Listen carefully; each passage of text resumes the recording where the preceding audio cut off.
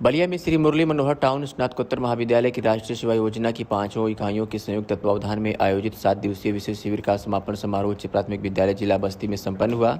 समारोह का शुभारंभ टाउन एजुकेशन सोसाइटी के सचिव एवं महाविद्यालय प्रबंध समिति के अध्यक्ष राकेश कुमार, सचिव प्रदीप कुमार श्रीवास्तव, प्राचार्य प्रोफेसर दयालानंद राय और अन्य आचार्यों द्वारा मां सरस्वती एवं स्वामी विवेकानंद के चित्रों पर माल्यार्पण व दीप प्रज्वलन के साथ हुआ। इस दौरान शिविरार्थियों ने सांस्कृतिक कार्यक्रम प्रस्तुत किए, जिनमें छात्राओं की बेटी बचाओ बेटी पढ़ाओ विषय पर लघु नाटिका मुख्य आकर्षण रही। कार्यक्रम के अंत में प्राचार्य प्रोफेसर दयालानंद राय और अध्यक्ष राकेश कुमार ने छात्र छात्राओं को आशीर्वचन देते हुए उनके उज्जवल भविष्य की कामना की। कार्यक्रम का संचालन हिंदी विभाग का अध्यक्ष प्रोफेसर विजय कुमार सिंह त्यागी ने किया। वरिष्ठ कार्यक्रम अधिकारी डॉक्टर रमेश कुमार राय ने अतिथियों का स्वागत किया, जबकि डॉक्टर सुधा राणा ने शिविर की आख्या प्रस्तुत की। अंत में डॉक्टर मुनेंद्र पाल ने धन्यवाद ज्ञापित किया। इस अवसर पर महाविद्यालय के आचार्यगण, मीडियाकर्मी एवं अन्य गणमान्य लोग उपस्थित रहे। सर, अपना परिचय दीजिए। मैं professor Dayalanand Rai, principal Murli Manohar town degree college Ballia. Sir, आज आपके महाविद्यालय द्वारा सेवा योजना का कार्यक्रम चल रहा है। इस कार्यक्रम के माध्यम से पूरे देशवासियों को कैसा मैसेज देना चाहते हैं सर? आज हमारे महाविद्यालय में एनएसएस की जो 5 इकाइयां हैं, पांचों के शिविरार्थियों ने 7 दिवसीय विशेष शिविर का यहाँ आयोजन था। आज उसका समापन कार्यक्रम है। इन 7 दिवसों में हमारे छात्रों ने गांव-गांव जाकर और गांव वासियों के लिए शिक्षा, मतदान, साफ सफाई, स्त्री सशक्तिकरण, इन तमाम चीज़ों के बारे में समाज के लोगों को, गांव के लोगों को जागरूक किया है।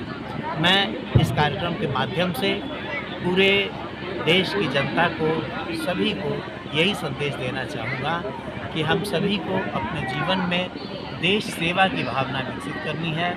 और जो एनएसएस का मूल मंत्र है कि हमसे पहले आप, हम पहले अपने जो सामने वाले हैं, जो हमसे कमज़ोर हैं, जो हमसे पिछड़े हैं, उनकी उन्नति, उनकी प्रगति का जब हम ख्याल करेंगे तो हमारा पूरा देश विकसित हो जाएगा और उसको विकास के रास्ते पर बहुत आगे जाने से कोई रोक नहीं सकता है। ठीक सर।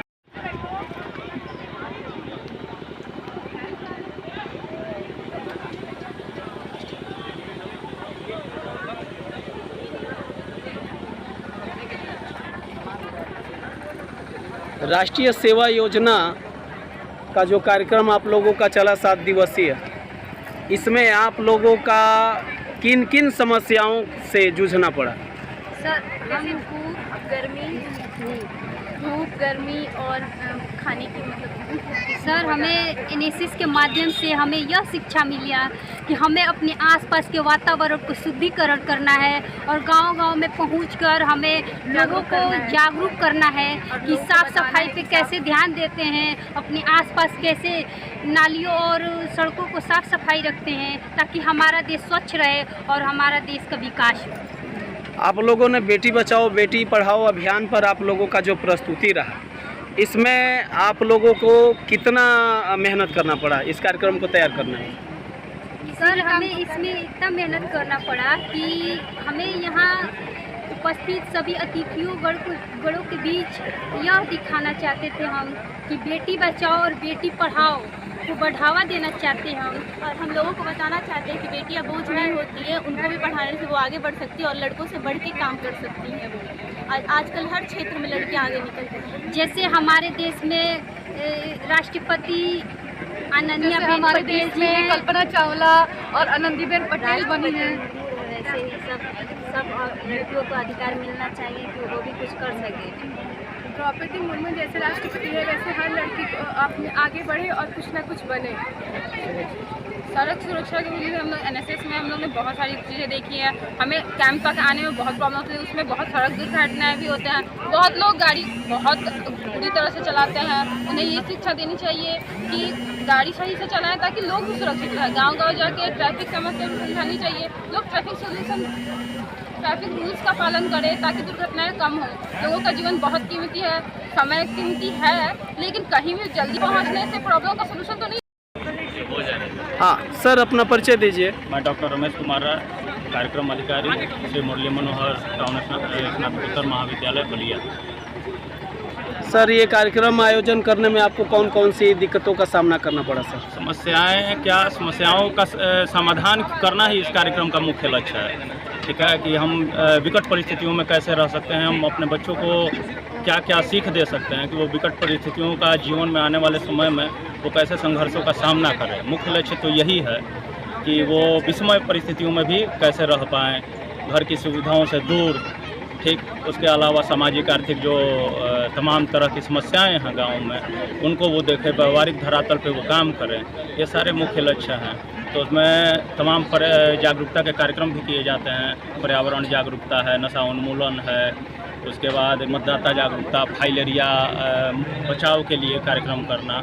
ये गोदित ग्राम सभाओं में बच्चे जाते हैं अपने अपने कार्यक्रम अधिकारियों के साथ और जाकर वहाँ पे इन सभी विषयों पे जो समाज को ग्रस्त किए हुए हैं पिछले कई दशकों से, उन समस्याओं का के प्रति, ये बचाव के प्रति ये जागरूक करने का कार्य बच्चे करते हैं। सर आज बेटी बचाओ बेटी पढ़ाओ अभियान के तहत आपके विद्यालय के छात्राओं ने जो सुंदर प्रस्तुतिकरण किया है, उस प्रस्तुतिकरण की तैयारी में आप लोगों का कैसा योगदान रहा सर?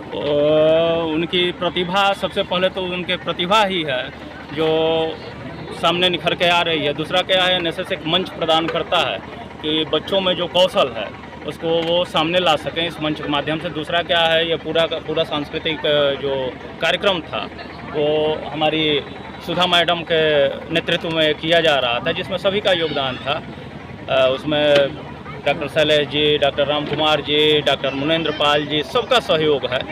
और लेकिन विशेष रूप से डॉक्टर सुधा मैम उसमें जो है इन्वॉल्व थी, उनको किया गया था, यही नेतृत्व कर रही थी। सारा का सारा सुधा मैम का है और हम लोगों का जो है एक सहयोग। मैडम जी आप भी सेवा योजना को लेकर के आप कैसा धन्यवाद बच्चों को देंगे?